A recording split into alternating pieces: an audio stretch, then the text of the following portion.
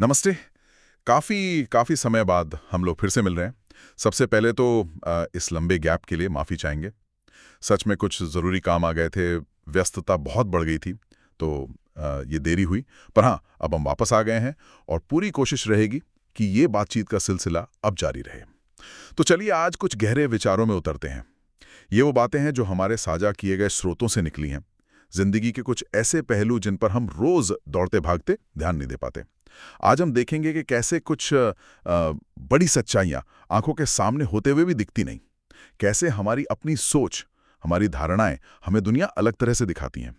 और क्यों ये अंदर की खोज, ये अंदर झांकना बाहर की भागदौड़ से ज्यादा जरूरी हो सकता है। बिल्कुल, आज का मकसद यही है, उन गहरी बातों को छूना जो रोज़ की ज़िंदगी में मतलब कहीं खो सी जाती हैं, और ये देखना कि इन स्रोतों में जो साधारण सी बातें लगती हैं ना, उनमें भी कितने गहरे इशारे छिपे हो सकते हैं। अच्छा, तो पहली बात बड़ी दिलचस्प है। स्रोतों में ये विचार आता है कि जैसे हमारे अंदर खून बह रहा है हर वक्त, पर हमें पता चलता है क्या? नहीं ना। वैसे ही कई बुनियादी सच्चाइयां हैं हमारे आसपास, हर पल, हुँ। पर हम बेखबर से रहते हैं। अरे हाँ। जैसे ये धरती, ये घूम रही है हुँ। अपनी धुरी पर भी, सूरज के चारों तरफ भी, हुँ। पर हमें कहाँ पता चलता है? हाँ, वो तो है। क्यों? क्योंकि हम भी तो साथ ही घूम रहे हैं ना। ये कुछ वैसा ही है जैसा एक स्रोत इशारा करता है हम्म। कि मान लीजिए सब कुछ, पूरी दुनिया हम्म। एक साथ एक ही अनुपात में छोटी हो जाए। या बड़ी हो जाए। हाँ, या बड़ी हो जाए, तो शायद किसी को पता भी न चले। ये बिल्कुल वो मछली और सागर वाली बात है। हाँ हाँ। मछली सागर में पैदा हुई, वहीं रही, वहीं मर गई।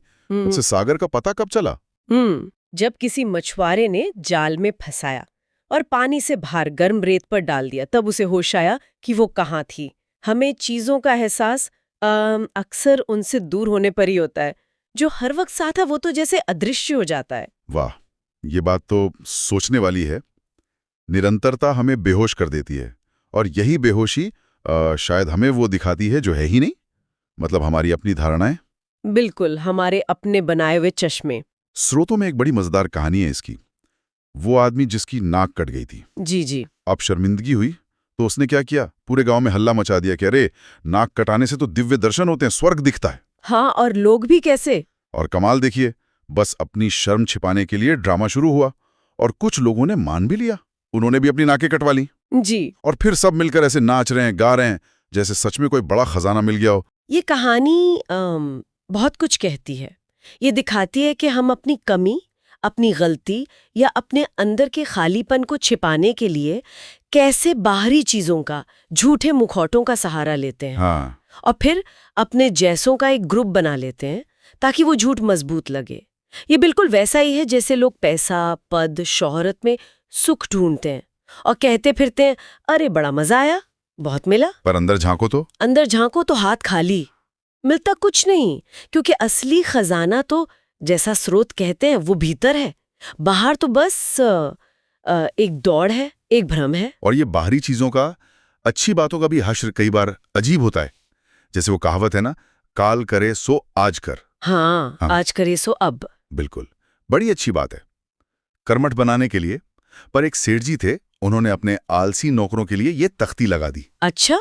तो नतीजा क्या हुआ? अगले दिन देखा तो उनका मुनीम तिजोरी समेत गायब। अरे।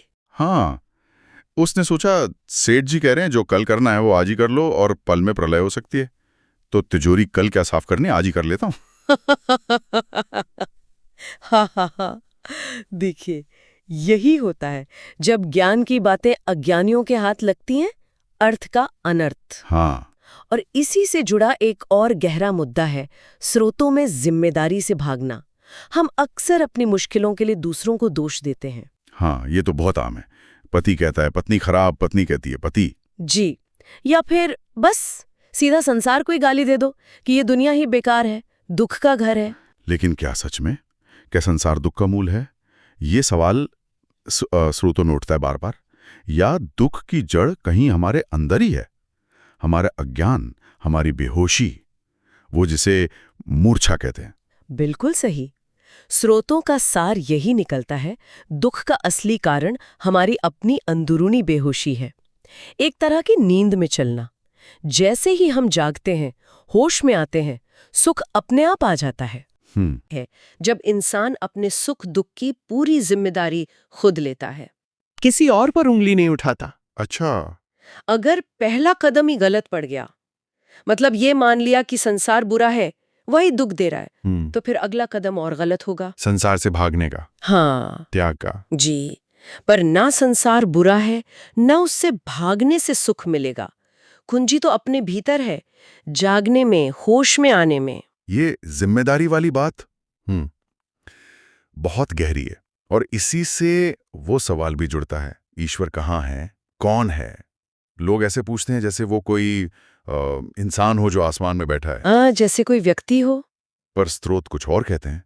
वो कहते हैं जो है बस वही ईश्वर है। ये हवा, ये धूप, ये पत्ते, सब उसी का रूप। जी, शायद कौन है ये सवाल ही मतलब सही दिशा में नहीं ले जाता। स्रोतों का इशारा है कि पूछना चाहिए क्या है, ये जो अस्तित्व है ये क्या है। क्या है? हाँ, और इसे जानने के लिए, इस क्या है को अनुभव करने के लिए एक तैयारी चाहिए। मन को खाली करना पड़ता है। उसी तैयारी का नाम ध्यान है। ध्यान। ध्यान का मतलब कोई मुश्किल चीज नहीं, बस इतना कि जो भी हमने अब तक जाना, माना, पढ़ा, सुना, जितनी भी धारणाएं हैं, उन सबको एक पल के लिए बिल्कुल एक तरफ रख दें। बस चुपचाप बैठ जाए, शांत, ताकि हमारी चेतना, हमारा मन एक साफ आईने जैसा हो जाए। ताकि जो है वो वैसा का वैसा दिखे, बिना हमारे विचारों के रंग के। बिल्कुल, बिना किसी मिलावट के, जैसा है वैसा। हाँ, और इसके लिए सिर्फ दिमागी दिलचस्पी काफी नहीं है ना। स्रोतों में जिज्ञासा और अभिप्सा का फर्क बताया है। जी हाँ। जिज्ञासा तो बस बुद्धि की खुजली है, टाइम पास। पर अभिप्सा वो एक गहरी प्यास है, एक तड़प कि जानना ही है, उसके बिना चैन नहीं। बिल्कुल, एक आतुरता। और सत्य की बात चल रही है तो एक और मजेदार बात है स्रोतों में, सच बोलने में ना एक आसानी है। हाँ, कैसे? अरे, सच बोलने वाले को याद नहीं रखना पड़ता कि कब क्या कहा था। सच तो एक ही होता है। हाँ, ये बात तो है। पर झूठ बोलने वाली की तो हालत खराब हो जाती है। उसे पूरी लिस्ट बनानी पड़ती है कि किससे कब क्या झूठ बोला था। बिल्कुल, एक झूठ को बचाने के लिए 100 और झूठ, वो जाल में फंसता चला जाता है। हाँ। सच में एक ताजगी है, एक हल्कापन। झूठ में बोझ है, तनाव है, एक अजीब सी गंध। शायद इसीलिए, जैसा एक स्रोत मजाक में कहता है, कि कभी-कभी उन लोगों से बू आती है जिनका जीवन ही झूठ पर टिका हो, चाहे वो नेता हो या धर्मगुरु। सत्य तो बस है, वो था, है, रहेगा। झूठ तो पानी का बुलबुला है, अभी बना, अभी फूटा। जी। और शायद सबसे बड़ा झूठ, जैसा एक स्रोत कहता है, वो ये मान लेना है कि ईश्वर है। अच्छा, ये कैसे? अरे भाई, ईश्वर है ये पक्का है, पर उसे मानना क्यों है? उसे जानना है। जो चीज है उसे तो जाना जाता है ना। मानते तो से जो शायद ना हो। मानने में तो उधार ज्ञान है, किसी और का सुनावा। जानने में अपनी सच्चाई है, अपना अनुभव। बिल्कुल सही। जानने से रूपांतरण होता है, मानने से नहीं। और इसी से बात आती है चरित्र की। हम सोचते हैं अच्छे नियम सिखा दो, नैतिकता पढ़ा दो तो चरित्र बन जाएगा। पर स्रोत कहते हैं चरित्र बाहर से नहीं आता। हाँ, वो अंदर से उगता है। जैसे घर में अंधेरा हो तो आप दीवारों से टकराएंगे, दरवाजा नहीं मिलेगा। जी। पर एक छोटा सा दिया जला ले, बस एक दिया, तो सब साफ दिखने लगता है, रास्ता अपने आप मिल जाता है। बिल्कुल। वैसे ही जब अंदर होश का दिया जलता है, जागरूकता आती है, तो सही गलत खुद पता चलने लगता है। फिर बाहरी नियमों की जरूरत नहीं पड़ती। ये बाहरी नियमों का क्या होता है? इसका एक उदाहरण बुद्ध के समय का भी है ना स्रोतों में। हाँ, वो मांस वाला। बुद्ध ने शायद कभी तर्क दिया होगा कि अगर कोई जानवर अपने आप मर गया है, स्वाभाविक मौत, और उसका मांस खाया तो उसमें हिंसा नहीं है। हाँ, तर्क तो सही लगता है। पर हुआ क्या? लोगों ने बस वो सूत्र पकड़ लिया। जहां जहां बौद्ध धर्म गया, खासकर चीन, जापान, वहां कत्लखाने चलते रहे, जानवरों को मारा जाता रहा, और कसाई दुकान के बाहर तख्ती लगा देते थे, यहाँ मरे हुए जानवर का मांस मिलता है। अरे, मतलब बुद्ध की बात को ढाल बना लिया जी। अपना धंधा चमकाने के लिए। बाहरी नियम, इंसान उनसे बचने का रास्ता निकाल ही लेता है, हमेशा। तो फिर उपाय क्या है? अगर नियम, कायदे, शास्त्र सब धोखा दे सकते हैं, उनका गलत मतलब निकाला जा सकता है। स्रोतों में इसका एक ही जवाब मिलता है, किसी जीवित सत्य से जुड़ना, जिसे सद्गुरु कहा गया है। सद्गुरु? हाँ, शास्त्र, किताबें वो सूखे गुलाब जैसे हैं, खुशबू हो सकती है, यादें हो सकती हैं, पर जीवन नहीं। सद्गुरु वो ताज़ा खिला हुआ फूल है, उसमें जीवन है, स्पंदन है। उसकी मौजूदगी जरूरी है, क्योंकि वो तुम्हें शब्दों में उलझने से बचाएगा, वो तुम्हें अर्थ की तरफ ले जाएगा, वो तुम्हें नींद से जगाएगा, तुम्हारी धारणाओं पर चोट करेगा। और उस परम सत्य तक पहुंचने के लिए या ईश्वर तक एक और चीज जरूरी बताई गई है, झुकना, अहंकार छोड़ना।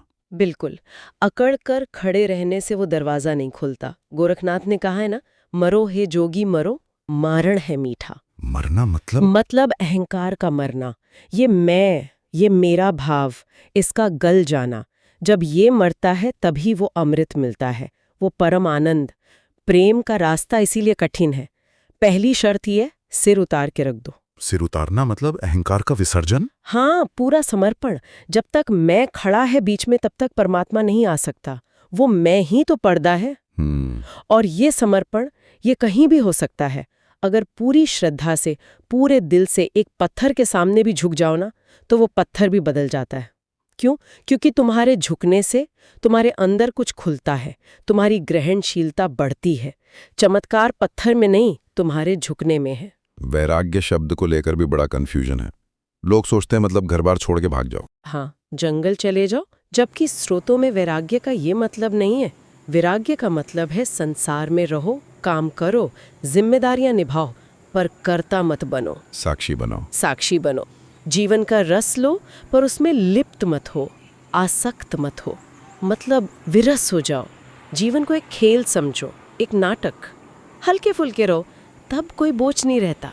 तब तुम कमल के पत्ते जैसे हो जाते हो, पानी में रहते हुए भी। भीगते नहीं। हाँ, भीगते नहीं, अछूते रहते हो। और आखिर में एक और बहुत जरूरी बात, अकेलापन। इससे लोग बहुत डरते हैं। हाँ, बहुत। हमें भीड़ की, शोर की आदत पड़ गई है।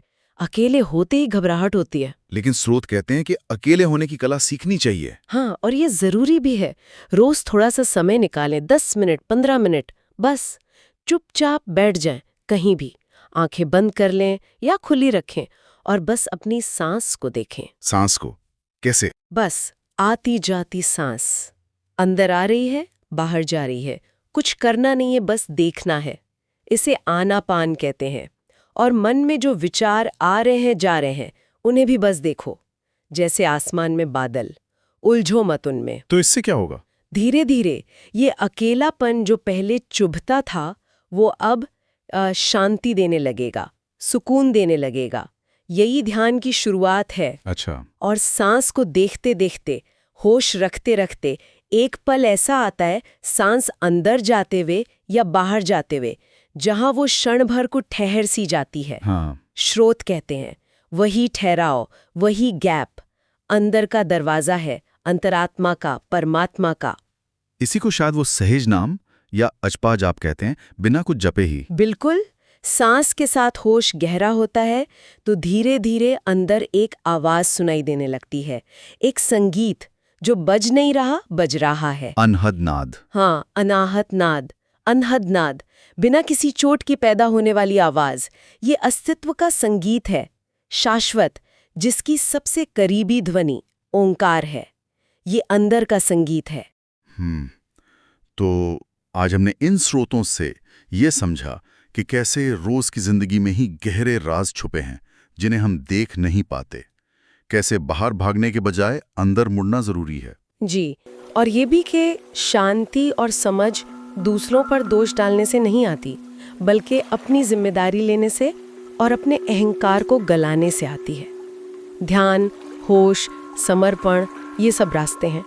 जाते जाते एक सवाल छोड़ जाते हैं सबके लिए, ये भी इन स्रोतों की गहराई से ही है। सोचिएगा, अगर कभी सच में अपनी चेतना के उस गहरे समंदर में उतरना हो जहां कोई साथ नहीं होता, बिल्कुल अकेले, परम एकांत, तो उस महा अकेलेपन का सामना करने के लिए हम कितने तैयार हैं? वो एकांत डराता है या मुक्ति जैसा लगता है? बहुत गहरा सवाल है। चलिए, आज इस मंथन के लिए आपका बहुत बहुत धन्यवाद। उम्मीद है सुनने वालों को भी सोचने के लिए कुछ नया मिला होगा। जरूर। अगली बार फिर मिलेंगे कुछ और विचारों के साथ। तब तक के लिए इजाजत दीजिए। नमस्ते।